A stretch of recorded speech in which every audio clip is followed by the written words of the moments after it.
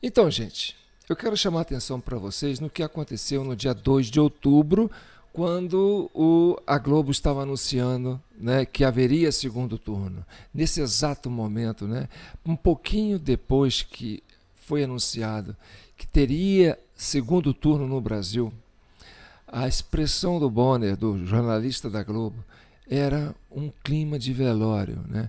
Um semblante triste. Parece que a Globo também contava que Lula ganhasse no primeiro turno.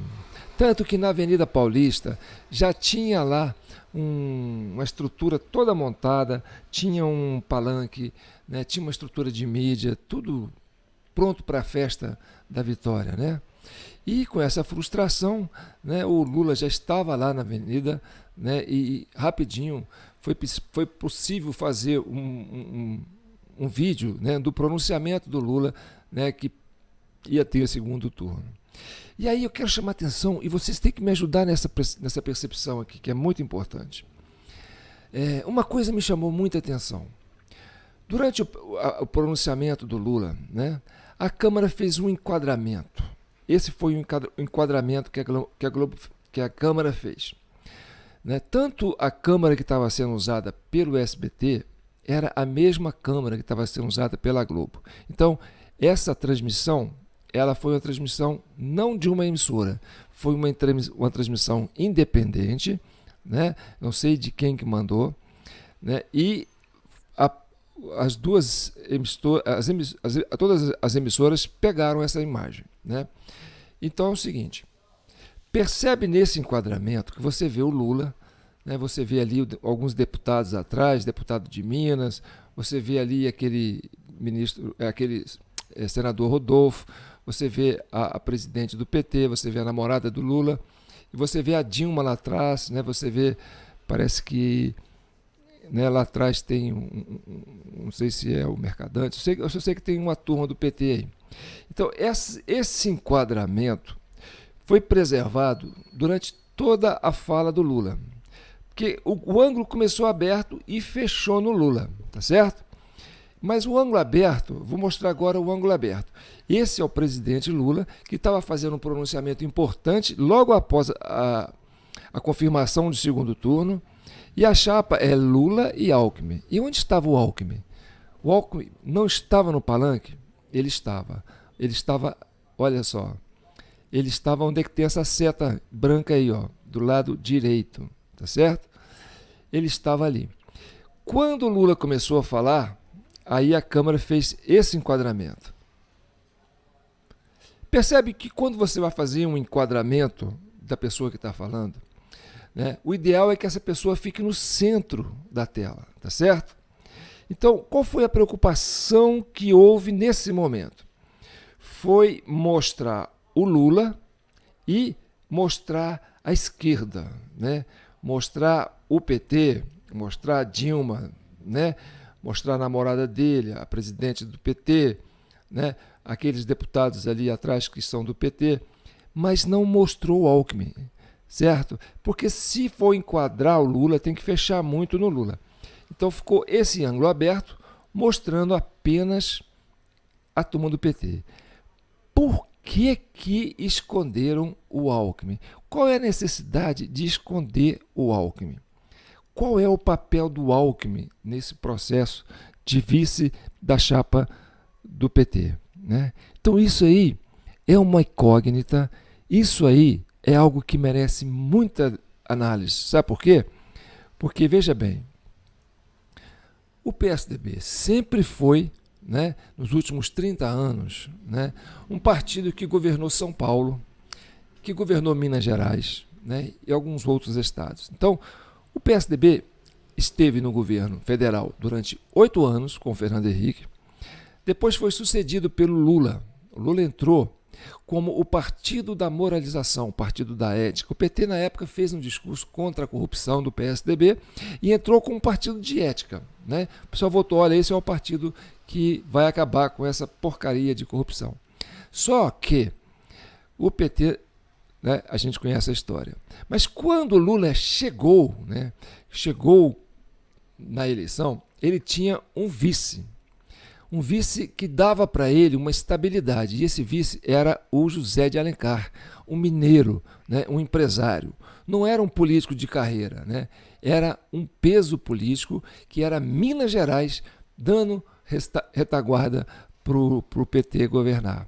Então, Minas sempre foi um estado a equilíbrio, sempre teve essa presença, né, de estabilidade. Foi assim com o Tancredo, foi assim com Tiradentes, né, que queria trazer o Brasil para a democracia, para a liberdade. Né? Foi assim com Itamar Franco, com a queda do Collor. Né? O Itamar Franco era o vice do Collor. Olha como é que foi importante. Para o Itamar, para o Collor chegar ao poder, ele também teve que buscar um avalista que era mineiro. Né? Então, com a queda do Collor, o Itamar assume e consegue colocar, né, o Brasil na estabilidade, criou o Plano Real, estabeleceu, acalmou a economia, tá certo? Tanto que o Fernando Henrique foi eleito nessa carona do governo do Itamar. Então, o Fernando Henrique governou durante 8 anos com uma oposição ferrenha do PT. Ora, os dois, tanto Fernando Henrique como Lula, em 1984, eles estavam unidos pelas diretas já. Os dois tinham algo em comum, que era recuperar o poder, né, chegar ao poder. Eles tinham esse projeto de poder. Tanto que eles até fizeram campanha juntos. Quando o Fernando Henrique foi candidato a senador, o Lula panfletou junto com ele, tá certo? Mas uma coisa é uma coisa, outra coisa é outra coisa. Os dois não se misturam. Foram duas políticas bem distintas, dois projetos ambiciosos de poder. O Fernando Henrique, né, que depois criou o PSDB, criou os tucanos, e o Lula fechando com a esquerda do PT. Então, esses foram dois projetos bem distintos, água e óleo. Tanto que nas diretas já, quando o Tancredo foi eleito pelo colégio eleitoral, né, o PT não aceitou. O PT queria que fosse diretas já. E como não era possível na época, eles não votaram a favor do Tancredo, tá certo? Então, e o PSDB voltou, junto com o PMDB, entendeu?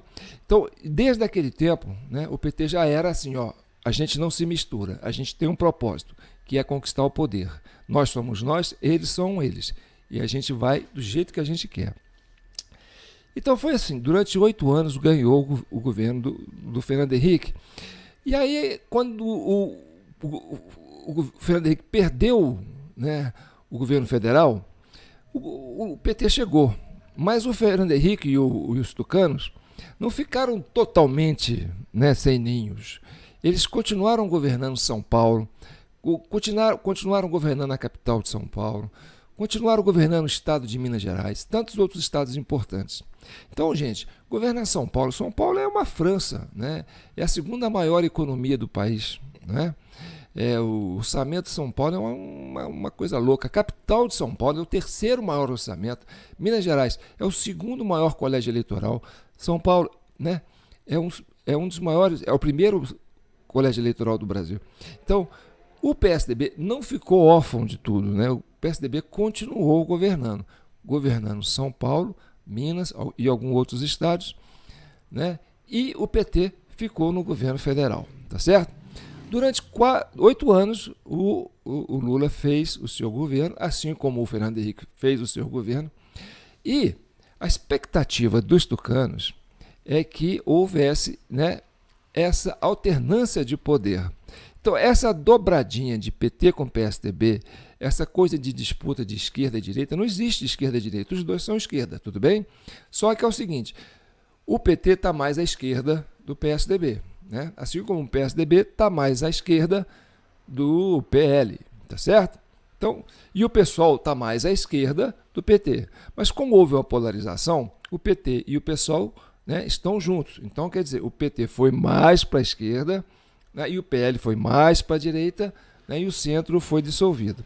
Nessa brincadeira, o PSDB foi consumido, tá certo? Nesses todos os anos. Agora vem a preocupação. Por que esconder o Alckmin? Por que o PT está escondendo o Alckmin? Qual que é o papel do Alckmin dentro desse contexto de ser vice da chapa do PT?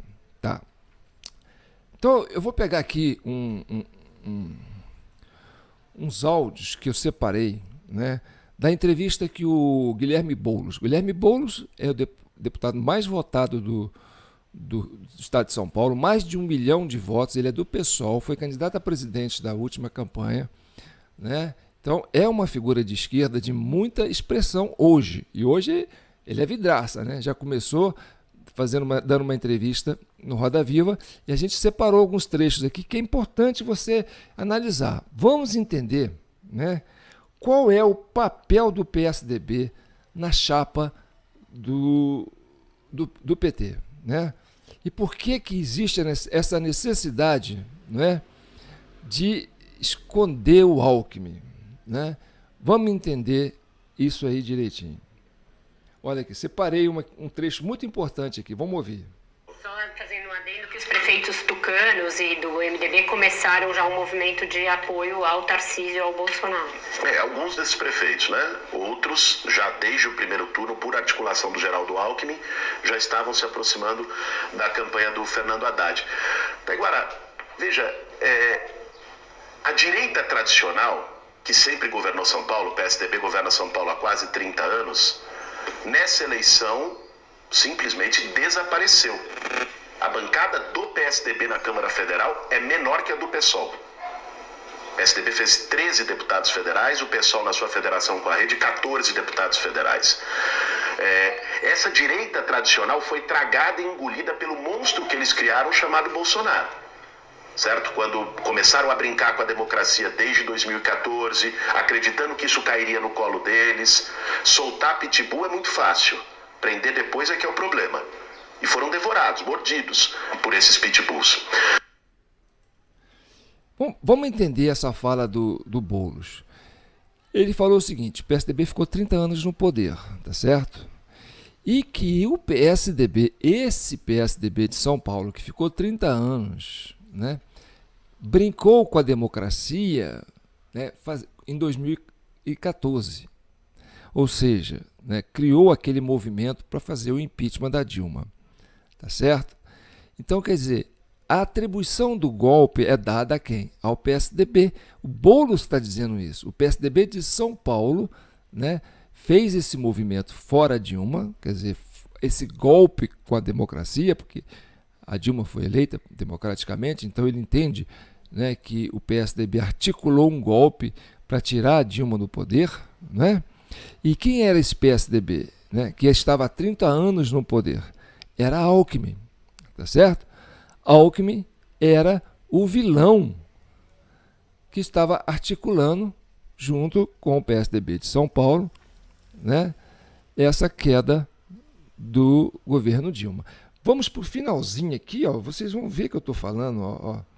Só fazendo um adendo que os prefeitos... O PSDB fez 13 deputados federais, o PSOL na sua federação com a rede, 14 deputados federais. Essa direita tradicional foi tragada e engolida pelo monstro que eles criaram chamado Bolsonaro. Certo? Quando começaram a brincar com a democracia desde 2014, acreditando que isso cairia no colo deles, soltar pitbull é muito fácil, prender depois é que é o problema. E foram devorados, mordidos por esses pitbulls.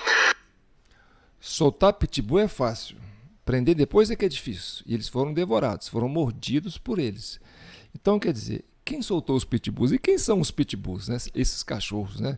Seriam, por exemplo, os eleitores do Bolsonaro, né? Seriam os patriotas que foram para a rua defender o Brasil, né? desse esquema de corrupção todo aí.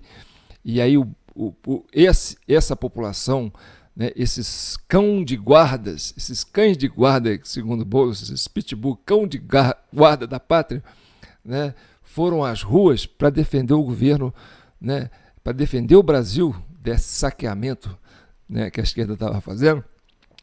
Quer dizer, acabou, não caiu no colo do PSDB. O PSDB achava que caía no colo deles, tirando a Dilma, mas não caiu, entendeu? E aí nasceu os pitbulls, que são a oposição, né, que levantou a bandeira do Brasil, foi para a rua, e agora a gente quer alguém que se identifica com esse projeto de Brasil, e o Bolsonaro pegou essa bandeira, tá certo?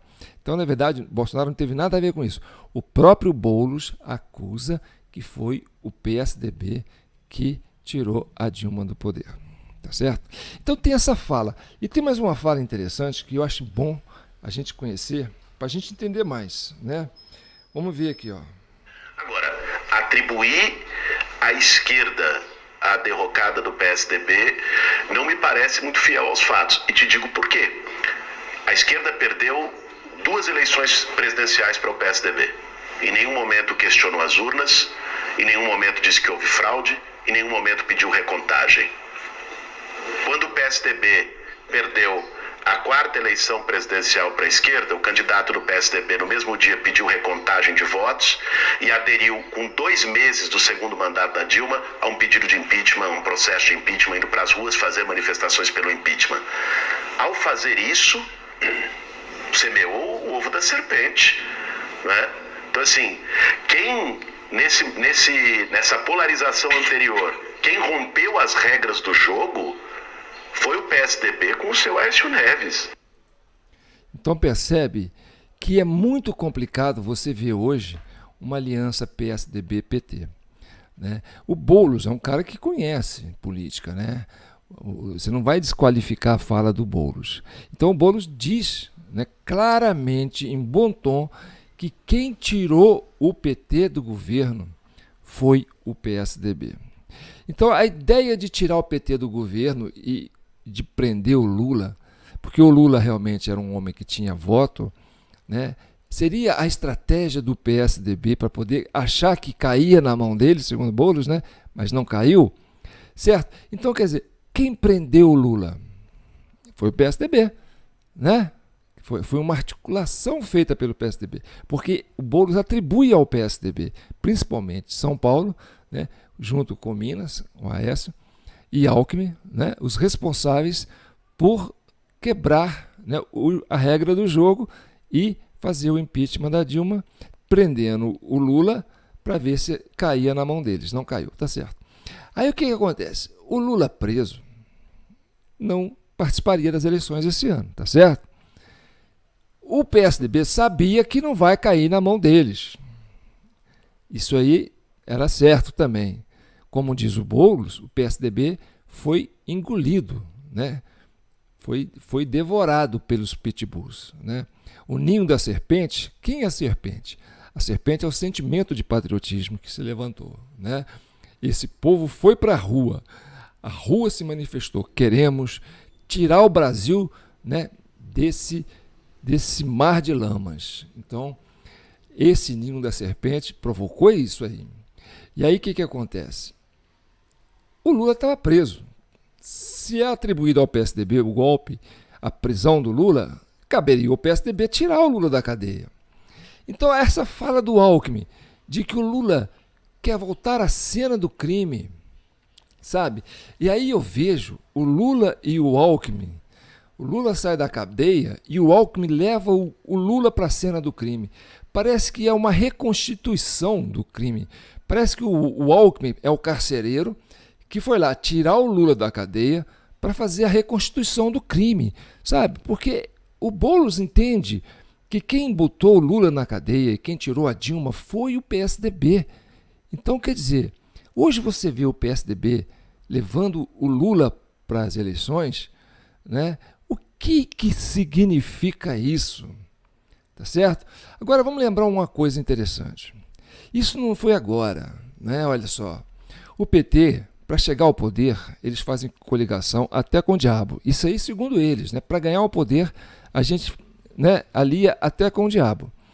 A coligação com o PMDB foi para poder ganhar apoio, né, parlamentar e poder levar a Dilma ao poder. O Temer foi o vice da Dilma. Gente, o PT não mistura. O PT não mistura.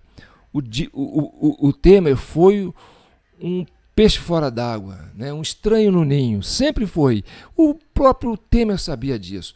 Quando você vê foto do Temer com a Dilma, né, você vê que não tem clima, não tem nada de interessante ali.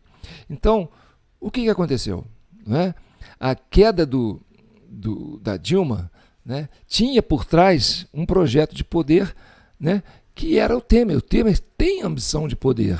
O Temer foi presidente da Câmara, né? O Temer é um político líder de partido, é um homem ambicioso, é um homem que quer o poder, né? Então ele também contribuiu para a queda do governo da Dilma, tá certo? Então você ter um vice que tem um projeto de poder e você ter um vice que articulou para tirar você do poder e você ter um vice que contribuiu para te prender, entendeu?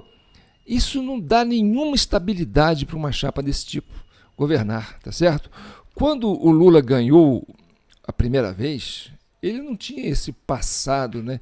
Ele não tinha esse recal assim, que ligava ele à corrupção. E ele tinha um vice que era fantástico, que era José de Alencar, um homem discreto, um empresário mineiro, né? Uma liderança do campo empresarial que deu esse respaldo pro Lula, né? Mas não tinha um projeto de poder. Ele simplesmente era um avalista. Minas foi um avalista do governo do PT. Por isso que o PT, com Lula, conseguiu fazer 8 anos com estabilidade. Minas dá essa possibilidade de você, né, ser avalizado. Não é? E olha, é importante você ter um vice que não tem projeto de poder e que não tem um histórico de conflito, né, de disputa com você e que seja idêntico a você. Então, isso é o que dá estabilidade a um governo. Isso é que dá uma estabilidade a uma política, né? Você ter um vice só por ocasião, só para chegar ao poder, né? E depois, né? O que vai ser? É um usando o outro. Você acha que, por exemplo, eu entendo que o Lula chega, olha, o Lula estava preso, eu falo, vou chegar para você, é o seguinte, meu amigo, você vai para as urnas porque você tem voto e eu não tenho, e eu vou te vice, eu vou, como diz assim, né? Eu vou escoltar você, né? Nós vamos sair daqui, você vai ser escoltado, você ganha e eu assumo, porque você já perdendo a cadeia já está para você de bom tamanho, né? E eu ganhando o governo já está de bom tamanho. Então, passa na cabeça de muita gente, né, que essa aliança é uma aliança de oportunidade, que não tem nenhum vínculo ideológico e que isso aí não dá certo. Isso não vai trazer estabilidade, isso vai trazer um grau de conflito enorme, porque nós vamos estar sempre com aquela expectativa que o Alckmin tem um projeto de poder. Lógico que o Alckmin tem esse projeto de poder. Ele foi o governador de São Paulo foi o cara que mais governou São Paulo, que é o segundo maior estado do Brasil, né, que é o maior estado do Brasil. O Alckmin já participou de mais de uma eleição para presidente. Ele quer ser presidente. Então, ele quer a cadeira do Lula. E ele não pensa igual ao Lula. Agora, vamos mais um áudio aqui, ó, do Boulos, quando se fala do Alckmin. Vamos entender isso aí, olha aqui. O Alckmin está lá, né? Ele não foi posto lá por acaso. Alguma coisa vai vir dessa agenda, é inevitável. O Alckmin foi posto como expressão de uma frente democrática anti-Bolsonaro. Em nenhum momento as ideias liberais do Alckmin foram incorporadas ao programa de governo da chapa Lula-Alckmin. Mas não é necessário. Não houve qualquer promessa nesse sentido. Vai entender? Você acha que um cara como o Alckmin, que tem esse projeto de poder, tem um histórico de confronto com o PT, é atribuído a ele o golpe para tirar a Dilma do governo, para derrubar o PT, já declarou, né, muitas vezes que o PT é um corrupto, né, e que o Lula está voltando à cena do crime. Então, quer dizer, ele está fazendo a reconstituição do crime ao aproximar do Lula e levar o Lula. Ele está parecendo que é uma espécie de... o Lula parece refém dele. Entendeu? Parece refém do PSDB. Você estava preso, agora você sai, a gente solta você e você vai ser o presidente, você vai levar a gente para o poder, tá certo? Depois a gente vê o que faz. Então, o Lula não tinha nada a perder, ele falou, olha, eu vou sair daqui, né, vou ser candidato e vou ganhar. Mas aí, olha, você tem isso aqui, ó. Você tem isso aqui, ó. O PT é um bloco fechado, tá certo? O PT sabe, né, que precisa ganhar o poder, né? O Lula pode falar, eu entrego pro PSDB, mas essa turma aí vai querer entregar? Não vai. Então o que pode acontecer? Vamos buscar apoio no Congresso. Agora, veja o que o Boulos disse do Congresso. Veja como o Boulos identifica a dificuldade para o PT governar.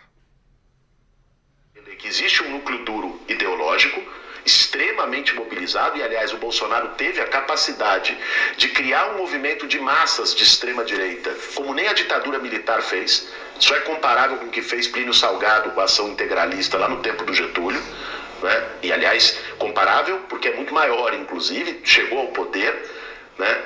Agora, existe uma parte do eleitorado bolsonarista que vota no Bolsonaro por ser anti-esquerda, não por compartilhar os valores do Bolsonaro. Mas e esse eleitor que não concorda com a parte? Então você veja bem, o Boulos admitiu isso, né? Que hoje o Congresso é maioria bolsonarista, né? Ali está Sérgio Moro, ali está o delegado da Lava Jato, né? Então, quer dizer, ali está o general Mourão no Senado. O Senado hoje tem a maior bancada bolsonarista, entendeu? Então, quer dizer, a serpente, os pitbulls, como o Boulos disse, né? As pessoas patriotas que querem salvar o Brasil desse antro de corrupção se avolumaram, se organizaram e se fizeram representar no Congresso. Então hoje é muito mais difícil para o Lula buscar esse apoio no Congresso, até com esse recalque que ele tem, né, ligando ele à corrupção, tá certo? Então vai ser muito difícil. Ele não vai ter facilidade de fechar com o Congresso. Ele vai ter muita dificuldade de governar, tá certo? E o Boulos falou, olha, a agenda do Alckmin não fecha com a nossa agenda. Então qual que é a temeridade de tudo isso, né? Olha, o PT pode se sentir acuado, falou assim, olha, nós estamos com o poder na mão, não vamos entregar de novo, não vamos deixar dar um segundo golpe na gente, tá certo? O PT sabe que não tem o apoio das Forças Armadas, ele sabe disso, né? O que pode acontecer? O PT criar a Guarda Nacional, e essa Guarda Nacional é que vai ser uma guarda política, uma guarda que vai fazer um regime ditatorial, autoritário, entendeu? Porque o PT tem essa pretensão, né? Os regimes autoritários, eles são criados, né, por essa coisa da perpetuação no poder, né? Aquela coisa de criar um líder eterno, não é? Você vê, por exemplo, lá nos Estados Unidos, lá na Rússia, quantos anos o Putin está no poder, né? Você foi lá em Cuba, quantos anos o Fidel Castro ficou no poder? Maduro, quantos anos ficou no poder? Gente, eu tinha 14 anos quando o Lula estava disputando a eleição. Eu com 20 anos, o Lula estava disputando a eleição. Quer dizer, desde que eu me entendo por gente na política, o Lula é a referência do PT. Quer dizer, o Lula governou 2 anos, 2 mandatos, depois governou com a Dilma no poder, quer dizer, ele governou 4 mandatos e está querendo governar mais um. Entendeu? Essa coisa de querer ficar eternamente no poder. E outra coisa, né? Essa coisa de idolatrar um líder, né? Essa coisa, só pode o Lula, ninguém mais. O Lula é a referência nossa da esquerda, né? É o Deus da esquerda. Na época a Marina começou a crescer, o PT foi lá, pum, derrubou a Marina, né? E aí conseguiu ir para o segundo turno. Na época, quando o Lula começou a primeira campanha dele, eu lembro, o Brizola ia para o segundo turno com o Collor, aí o pessoal do PT bateu no Brizola, falou, não pode, a esquerda tem que ter só uma referência, a nossa, entendeu? Quando o Ciro Gomes teve a possibilidade de ir para o segundo turno, quem queimou o Ciro Gomes foi o PT, porque a esquerda tem que ser nossa. Depois a gente resolve com a direita, mas a esquerda é só a gente, tá certo? E assim tem sido, né? Agora você vê a Tebet, coitadinha da Tebet, né? A hora que ela começou a aparecer, o PT foi lá, agora falou assim, não, vem cá, vem apoiar a gente. Pronto, acabou com a Tebet, né? Ela teve que se contradizer todinha. Marina a mesma coisa, Ciro a mesma coisa. Então as pessoas engolem seco. Não pode nascer nada em torno do Lula. O Lula é a referência. O Lula é como se fosse o Fidel Castro brasileiro, tá certo? Então essa é a política da esquerda, né? A coisa da ditadura, né? A idolatria de um líder, e esse líder tem que ser eterno, não pode ter renovação. A Dilma, por exemplo, quando chegou no segundo mandato, podia até ameaçar ser uma grande liderança, né? Até o PT talvez entenda que não foi bom deixar ela governar 2 anos. Não sei, mas eu sei que o PT tem essa coisa, né, de criar um líder e seguir esse líder eternamente, né, e perpetuar no poder. Então isso é muito sério, gente. A maior preocupação que eu tenho é a falta de governabilidade que pode vir com uma eleição do Lula. O Lula está muito frágil. Então isso não é bom. Você ter um vice, a gente já conhece esse filme. Né? Essa história já foi nos passada. E olha, agora é muito pior. Agora você tem como é que chama aquele cara aqui quando quer pegar alguém? O carcereiro? O carcereiro não, aquele que leva o cara para a guilhotina. Esqueci, né? É o cara da guilhotina lá, né? Olha, o cara que botou o PT lá, é o homem da guilhotina que tirou o PT do poder, hoje é o vice do Lula. Isso para mim, gente, pô! Entendeu? Entendeu o que eu quero dizer? Agora, Bolsonaro está no último mandato. Se eu votar no Bolsonaro, eu não preciso votar nele mais. Foi assim 8 anos para o Fernando Henrique, 8 anos para o Lula, ia ser 8 anos da Dilma. Agora dá 8 anos para o Collor fazer o governo dele, né? A direita tem 3 anos e meio que chegou no poder e pegou uma pandemia, pegou uma guerra e está aí conseguindo resolver muita coisa, né? Então dá mais um crédito, dá mais um mandato para a direita, vamos dar um tempo. Foram 30 anos de esquerda, deixa um pouco a direita fazer um papel, deixa ela, como dizer assim, dá uma clareada na água da piscina, né? Jogar um cloro assim, deixa a piscina clarear, depois a esquerda volta, tá certo? Mas volta dentro de um contexto mais tranquilo, né? Com mais segurança, né? E outra coisa, o vice do Bolsonaro, né, é mineiro e é uma pessoa tranquila, uma pessoa discreta, que não tem projeto de poder. Então tá certo, Minas está avalizando o governo do próximo, né, mandato do Bolsonaro, porque o vice é mineiro. E quando você tem um vice mineiro, que não é um homem que tem projeto de poder, assim como foi, né, no primeiro mandato do Bolsonaro, né, o Mourão não interferiu, o atual vice-presidente, né, que é o general Costa Neto, também não vai interferir. Certo? Não vai ser dizer assim, né, alguém que almeja a cadeira do Bolsonaro. Então, eu acho, com a maior certeza do mundo, não é porque o PT é fudido, o Bolsonaro é isso, não vou votar por causa disso. Eu vou votar porque a melhor maneira de você ter um governo estável hoje é com o Bolsonaro, tá certo? Você misturar Alckmin e Lula é provocar uma explosão, né? É a mesma coisa de você pegar oxigênio, é um gás, o hidrogênio é um outro gás, né? Se você juntar os dois, vira outra coisa, né? Não vira gás, vira água. Ai. Bem, eu vou ficar por aqui, né? Se você gostou, me dá um like aí. Se você quiser compartilhar, quiser me seguir no nosso canal aí, vai ser muito bom, tá bom? Um abraço para vocês.